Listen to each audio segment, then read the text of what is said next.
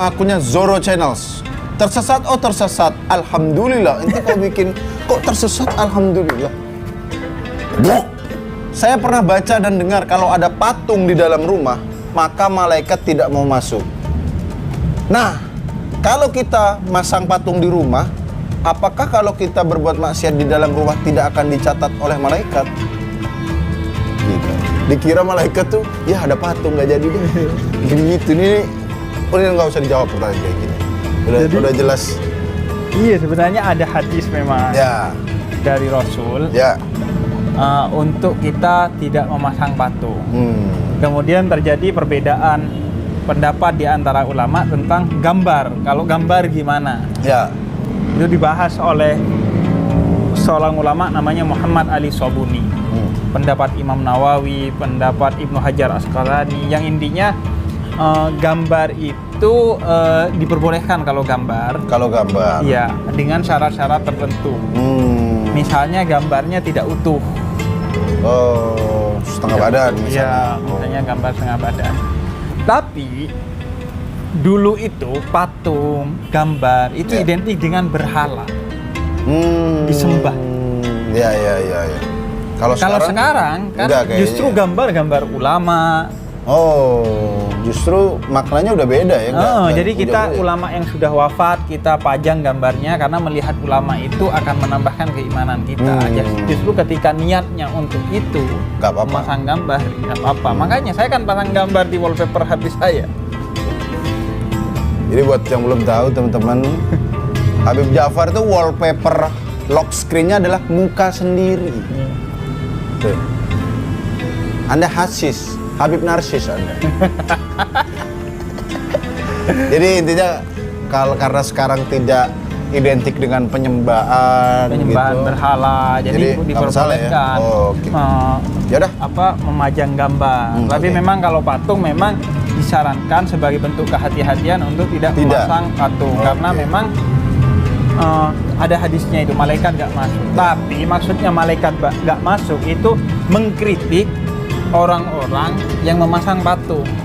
Artinya sampai malaikat aja gak masuk. Bukan berarti malaikat benar-benar gak masuk. Kalau malaikat benar-benar gak masuk, ya udah. Anda ketika ada orang kena serangan jantung, jangan dibawa ke rumah sakit. Bawa aja ke rumah. Anda bawa patung, masukkan ke rumah Anda. Malaikat bingung. Malaikat Israel penjabut nyawa jadi ada patung lagi. Bukan begitu konsepnya ya. Atau Anda ketika melakukan maksiat di dalam rumah yang ada patungnya, ketika keluar Anda melakukan kebaikan. Jadi malaikat, wah ini orang kok baik terus. Padahal karena nggak masuk ya. Jadi bukan itu begitu. cuma perumpamaan Dari saja. Dayus Syahri. Tersesat, tersesat. Astagfirullah. Jadi gini Bib, dalam Islam meminta bantuan kepada jin atau kodam itu kan musyrik. Teman saya mengakui kalau dia pakai yang seperti itu untuk jaga diri dan saya perhatikan dia jadi lebih giat untuk beribadah. Pertanyaannya, apakah saya boleh mengikuti rekam jejaknya untuk memakai kodam dengan niat agar rajin ibadah? Jadi dia mau pakai jin biar rajin ibadah. Gimana tuh, Bib? Memang nggak cukup gitu dirinya sendiri. Ceramah Habib ini nggak cukup. Ceramah Habib, ceramah di mana-mana, buku Habib beredar di mana-mana, masih nggak cukup loh. Jadi kan gini, memang jalur hidayah itu memang nggak bisa kita bilang dari sini dari situ. Kan bisa macam-macam. Ada orang yang dengerin ceramah saya nggak berubah gitu. Kan jelas contohnya. Ada loh orang yang setiap pemuda tersesat mendengarkan ceramah saya. Ada. Dia gak berubah-ubah. Bahkan Dustin kemarin. Kan dia gara-gara sama cewek-cewek. Iya. Setelah dari sini apa yang terjadi? Tobat. Tambah parah. Kemarin sebelum dari sini, sebelum dari sini ya kan dia cuma sama cewek-cewek doang. Ya kan lihat Dinar Candy pakai bikini. Setelah dari sini dia mandi bareng Dinar Candy di kolam renang. Dustin, bangsat Anda ya. Nanti Anda saya akan panggil lagi bersama Dinar Candy. Enggak. Lanjut. Kan ya makanya itulah tugas Nabi dan pengikutnya itu pendakwah itu hanya menyampaikan. Dia mau ikut gak ikut ya terserah. Terserah dia ya. Nah, dan memang nggak dijamin orang yang punya pikiran benar pasti melakukan kan enggak. Ya. Karena itu orang yang berilmu itu kalau enggak mengamalkan ilmunya juga dikutuk. Oh gitu. Katanya seperti keledai kata Quran. Dia Seperti punya keledai yang membawa kitab. Ya dia pintar tapi enggak bikin apa-apa amalannya. Ya, ya. Nah, ya enggak, kadang bisa jadi dari jin, ketika diceramain jin dia justru sholat gitu. Oh, bisa jadi. Kan kita nggak tahu jalur gitu. hidayah kita kan. Siapa tahu jin tuh yang nyeramain dia. Iya. Nah, jadi sebenarnya baik jin dan manusia itu dalam Islam itu diwajibkan untuk beribadah. Oke. Wa ma khalaqtul jinna wal insa illa liya'budun. Jadi ibadah itu bukan hanya manusia, jin juga disuruh beribadah. Nah, menurut para ulama, termasuk ulama seperti Ibnu Taimiyah sekalipun, itu memperbolehkan keduanya bekerja sama dalam kebaikan dan dengan cara yang baik. Dengan cara yang Jin, baik. misalnya jin teguh memotivasi manusia. Iya kan? Siapa tahu ada motivator namanya jin teguh. Jin teguh anjir. Oh, jin teguh. Iya. Memotivasi manusia untuk ibadah dan dengan cara yang baik ya. Itu gak Jin apa-apa. teguh anjir. Dengan cara yang baik. Punya anak Kiswijin. Boleh gitu. Boleh. Ya? Saling- Begitu juga manusia. Oh. Manusia punya khodam jin. Mm-mm. Tapi khodamnya ini digunakan untuk kebaikan. Ya gak apa-apa. Misalnya khodamnya buat nakut-nakutin Coki. Oh, iya. Biar dia percaya jin, kemudian dia mikir, oh iya jin ada. Masa Tuhan nggak ada? Dah, masalahnya dia jin percaya, Tuhan belum. Assalamualaikum, saya seorang muslim. Tapi saya suka hal-hal seperti satanik dan saya kebanyakan berpikir dengan logika seperti Bang Coki Son of Horus. Nah, untuk yang satanik itu hukumnya gimana dalam Islam? Jadi satanik tuh yang pakai simbol-simbol Baphomet, bintang kebalik, terus 666. Terus mungkin beberapa juga satanis nih melakukan pemujaan terhadap setan. Nah, itu gimana tuh, Beb? Kalau ada orang yang suka dengan hal-hal yang berbau satanis. Iya. Yang pertama, jelas itu setan itu musuh kita. Ya. Jadi kalau Anda puja, ya Anda berarti setan itu. Iya dong, setan itu musuh kita yang harus kita waspadai. Dia malah pergerakannya, harus kita tutup telinga untuk segala bisikan-bisikannya. Kalau Anda puja, ya Anda setan. Anda bagian dari setan ya? Iya. Anda seharusnya muja Nabi Muhammad. Iya juga. Puja Ya. Allah. Terus simbol-simbol. Ya, boleh nggak tuh pakai? Kan ada tuh. Iya tolong ya. Saya sudah susah-susah bikin hoodie dengan simbol Agama. sendalnya Nabi Muhammad. Oh. Karena sendalnya Nabi Muhammad itu pernah ketemu Allah ketika Nabi Muhammad Isra Mi'raj. Ketemu Allah itu pakai sendal itu dan tidak suruh dilepas. Ya. Padahal Nabi Musa ketika naik ke Bukit Tursina, sendalnya suruh lepas. Tapi pas Nabi Muhammad enggak ya? Enggak, makanya sendalnya itu Simbol, dijadikan simbol, biasanya di kopiah. Nah, saya bikin hoodie. Ya. Kok Anda malah milih pakai simbol-simbol iblis itu? Anda Jadi, karena kalau orang itu tergantung kepada dia ngefans kepada siapa. Ya. Orang akan dipengaruhi oleh dia ngefans kepada siapa. ya Makanya Anda ngefans kepada hal-hal yang positif. agar memakai simbol-simbolnya yang positif. Iya, makanya juga pendakwah juga harus bikin asik juga simbol. Misalnya simbol sendal Nabi Muhammad bisa desain secara bagus, diikuti. Ya, ya. Agar kemudian orang bukan hanya ada nilai dakwahnya, keren juga. Ada stylenya juga ya. Iya, Oke. soalnya kadang orang-orang pendakwah ini stylenya Kayak dia mau ngomong stylenya. Makanya buat para pendakwah, pakailah hoodie beli di Jeddah Nulis. store. Jeddah Nulis. Gak apa-apa promosi ya kan. Jadi intinya nggak boleh lah pakai simbol-simbol kayak gitu ya. Apalagi sampai mempercayai dan mengikuti penyembahan setan. Iya, itu malah musuh kok. Langsung aja, ini dia pertanyaannya. Assalamualaikum warahmatullahi wabarakatuh. Wah, dari ada salamnya ini sepertinya meyakinkan pertanyaannya ya. Saya mau bertanya pada Habib, gimana hukumnya ketika saya search di YouTube seperti Bigo Hot, wanita seksi, review PSK, show your boobs, untuk mereport akun tersebut karena kontennya berisikan tentang seksual. Wow, sepertinya mulia nih orangnya. Dan video itu saya tonton untuk penelitian lebih lanjut. Apakah video tersebut benar-benar berisikan konten seksual yang benar-benar Anda yang benar-benar mesum sepertinya? Dan apa saya dapat pahala karena melakukan tersebut? Sekian, terima kasih. Om Swastiastu. Anda tadi Assalamualaikum, endingnya Om Swastiastu. Gimana nih? Mungkin dia menghormati semua agama. Menghormati. Kan jadi salamnya semua agama. Oke. Mohon maaf kepada Mas Eckhaustad, kalau Anda search-nya wanita seksi dan Bigo Hot, pasti yang keluar bukan budidaya lele. Sudah pasti Bigo Hot. Iya. Dan review PSK, saya baru tahu Anda ngapain nge-search YouTube review PSK. Coba kita buktikan ya. Iya. Review PSK, siapa tahu isinya tentang sosialisasi vaksin mungkin ya. Apa? Maksudnya ada akunnya? Anda jangan lihat, Bib. Jangan lihat, Bib. Biar saya aja yang berdosa dulu, Bib.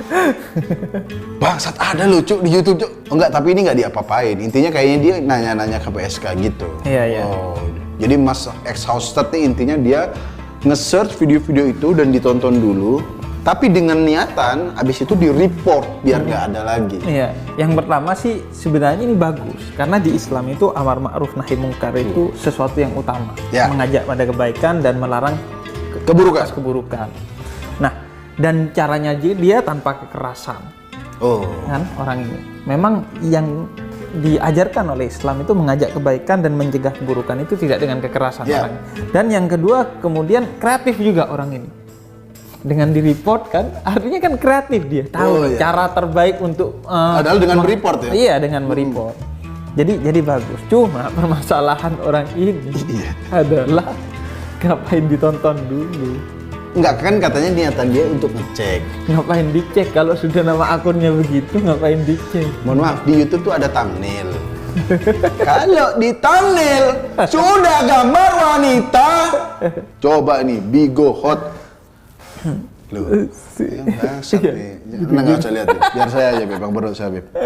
Ya jelas hot, bro. Iya, makanya. Tergantung Anda, Mas. Kalau Anda untuk ngecek ini porno apa enggak, Anda pencet cuma 5 detik, 10 detik, Anda beneran ngecek. Iya. Tapi kalau Anda sampai beres, itu Anda bukan ngecek.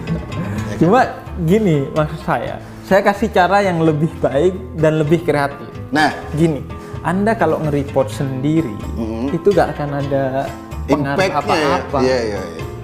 Jadi daripada Anda nge-report seperti itu dan gak punya impact, lebih kreatif dan lebih pas kalau Anda bikin channel YouTube yang positif.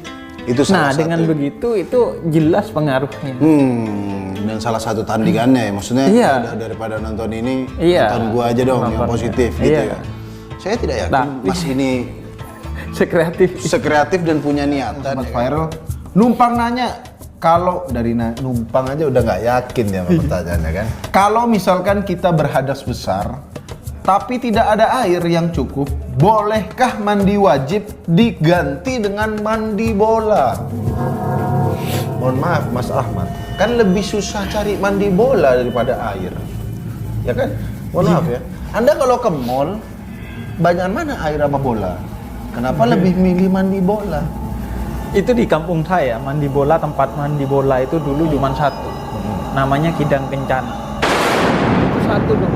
Itu paman apa satu? Enggak, itu jadi bola? Ada satu orang Tionghoa biasanya yang bisnisnya mencari celah ya. Untuk bisnis. Iya. Nah, itu orang Tionghoa punya. Tapi dia mu'alaf. Sudah mu'alaf. Iya.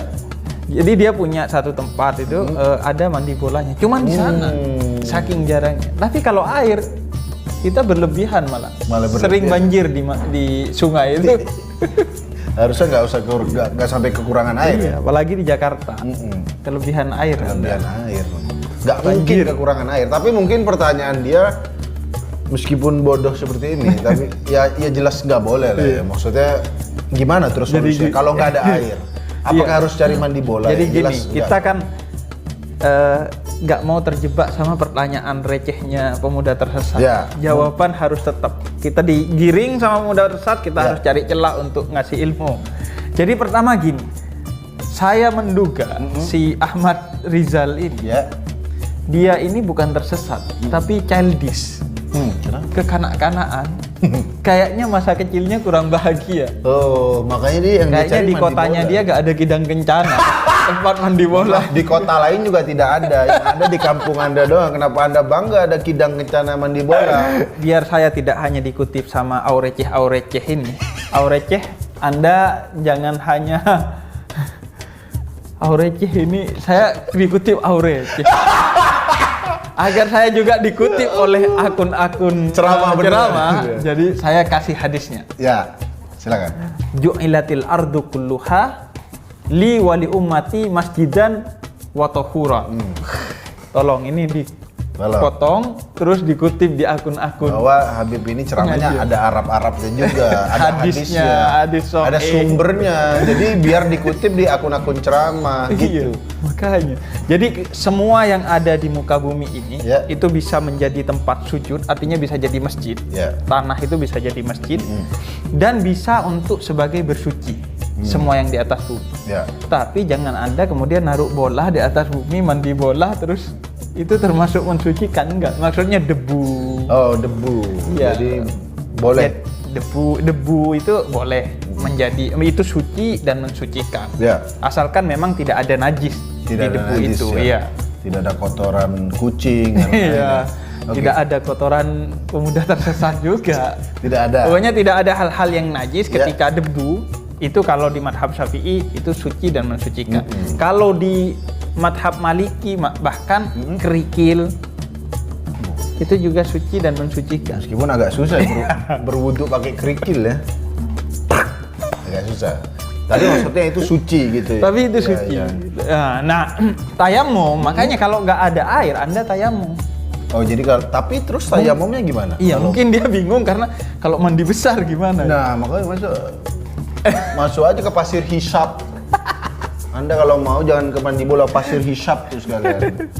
Jadi gini. Gimana? Wudu apa? Nah, gimana? kalau ini ada kasus. Ada namanya salah seorang sahabat Ammar bin Yasir. Ammar bin Yasir ini salah satu orang bersama keluarganya yang awal-awal masuk Islam. Mungkin dia orang ke-30 menurut riwayat. Yang masuk Islam ya? Yang pertama kali Iya. masuk Islam. Dan keluarganya yang syahid pertama kali. Karena disiksa oleh musuh Nabi sampai mati keluarganya. Yap. Nah, Ammar bin Yasir ini pernah satu hari junub. Junub, keluar berhadas besar ya? berhadas besar, keluar mani. Ya. Kemudian nggak ada nabi waktu itu, dia berada di luar kota. Akhirnya dia guling-guling Di pasir. di padang pasir. Itu siapa namanya? Ammar bin Yasir. Ahmad Fahrizal mungkin itu namanya. Ini dari yang nanya ini. Jadi kayak Siapa namanya? Ammar bin Yasir. Ammar bin Yasir. Seorang sahabat, nggak tahu kan waktu itu dia. Akhirnya dia guling-guling. Sampai setelah itu datang ke Nabi setelah dia kembali Ya. ke Madinah, datang ke Nabi kemudian cerita ke Nabi. Nabi ketawa dong. Dia guling-guling kan karena guling-guling. Ya. Kemudian barulah kemudian diajarkan kepada Nabi. Jadi baik hadas kecil maupun hadas besar Ya. itu kalau nggak ada air dia dengan tayamum. Oh, cukup tayamum. Nah, tayamum itu caranya Anda hentakkan tangan ke tanah berdebu atau ke debu, tapi yang kering, jangan yang basah. Kalau yang basah, Anda bukan tayamum. Cosplay jadi manusia silver tapi versi hitam. Jadi debu, kemudian Anda hentakkan atau tiup, baru kemudian usapkan ke wajah. Seperti wudhu. Kemudian diletakkan lagi ke debu yang tadi, kemudian dihentakkan dengan tepuk tangan atau tepuk tangannya sekali, nggak usah berkali-kali. Kemudian ditiup, baru kemudian tangan kiri diusapkan ke tangan kanan dulu dari depan, tarik ke siku, kemudian tarik lagi dan sampai ujung jari. Begitu juga yang tangan kiri. Jadi cukup dengan begitu. Nggak usah Karena nggak ada guling-guling. air, nggak usah guling-guling, Anda nggak usah cari mandi bola dan Nggak lain usah cari mandi sebagainya. bola.